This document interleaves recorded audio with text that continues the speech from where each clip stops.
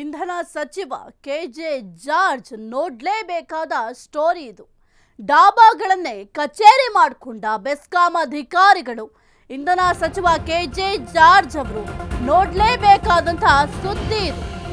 ಡಾಬಾಗಳನ್ನೇ ಈಗ ಕಚೇರಿ ಮಾಡಿಕೊಂಡಿದ್ದಾರೆ ಬೆಸ್ಕಾಂ ಅಧಿಕಾರಿಗಳು. ಹಾಗಾದ್ರೆ ಅವ್ರಿಗೆ ಕಚೇರಿಗಳ ಅವಶ್ಯಕತೆ ಇಲ್ಲ ಅನ್ಸುತ್ತೆ.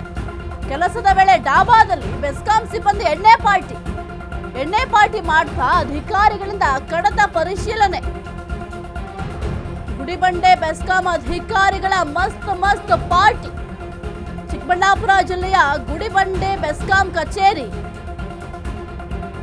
ಡಿಪಾಳ್ಯ ಶಾಖೆ ಜೆಇ ರಾಘವೇಂದ್ರ, ಲೈನ್ಮ್ಯಾನ್ ಶ್ರೀನಿವಾಸ್, ಬೆಸ್ಕಾಂ ಅಧಿಕಾರಿಗಳು ಸೇರಿ ಸಿಬ್ಬಂದಿಯಿಂದ ಎಣ್ಣೆ ಪಾರ್ಟಿ ಅಂತೆ. ಶ್ರೀನಿವಾಸ್ ಗುಡಿಬಂಡೆ ಬೆಸ್ಕಾಂ ನೌಕರರ ಸಂಘದ ಅಧ್ಯಕ್ಷ.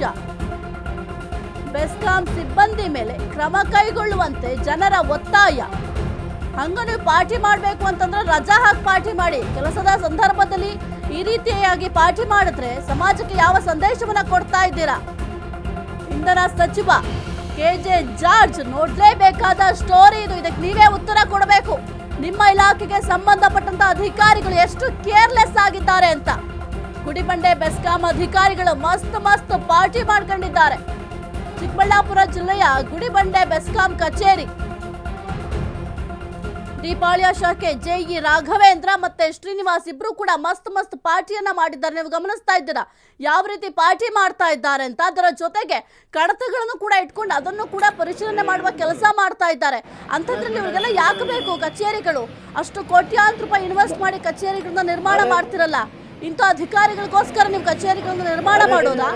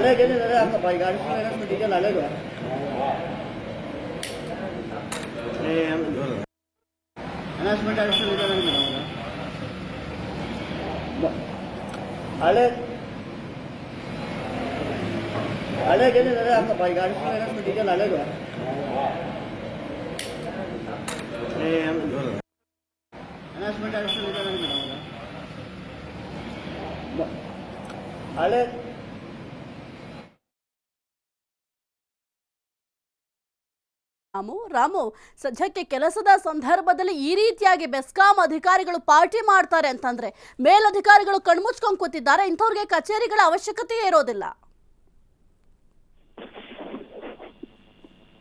ಖಂಡಿತವಾಗ್ಲೂ ಸಾಹಿತ್ಯ ಏನು ಇಂಧನ ಸಚಿವರು ಜಾರ್ಜ್ ಅವರು ನೋಡ್ಬೇಕಾಗಿರೋಂಥ ಸ್ಟೋರಿ ಇದಾಗಿರೋಂಥದ್ದು.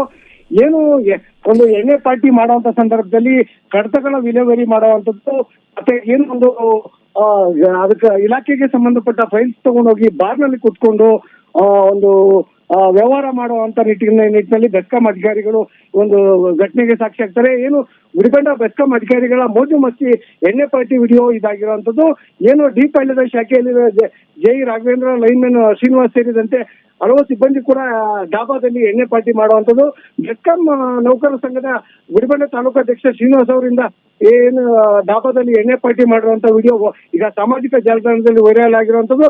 ಕರ್ತವ್ಯ ನಿರತ ನೌಕರರು ಕಚೇರಿ ವೇಳೆ ಎಣ್ಣೆ ಪಾರ್ಟಿ ಹಾಗೂ ಕಡಿತಗಳ ಪರಿಶೀಲನೆಗೆ ವ್ಯಾಪಕ ಸಾರ್ವಜನಿಕರಲ್ಲಿ ಚರ್ಚೆಗೆ ಗ್ರಾಸವಾಗುತ್ತೆ, ಮತ್ತೆ ವ್ಯಾಪಕ ಖಂಡನೆಗೆ ಈ ಒಂದು ಘಟನೆ ಸಾಕ್ಷಿಯಾಗುತ್ತೆ.